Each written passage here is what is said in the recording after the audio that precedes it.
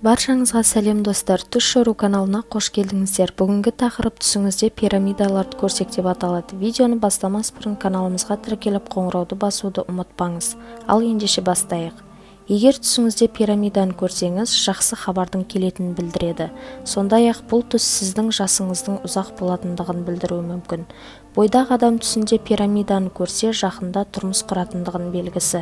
Егер түсіңізде пирамиданы көрсеңіз, білімді болатындығыңызды білдіреді. Түсіңізде пирамиданы көрсеңіз, сіздің ауыр жұмыста жүргендігіңізді білдіреді. Ал егер түсіңізде пирамидаға шығып жатсаңыз, арманыңыздың орындалатындығын білдіреді. Сондай-ақ пирамидаларды көрсеңіз, сіздің өңіңізде Құдайға сенбеген адамдардың қабірін көргендігіңізді білдіруі мүмкін. Егер түсіңізде перғауынды көрсеңіз, рызық несібеңіздің артатындығын білдіреді.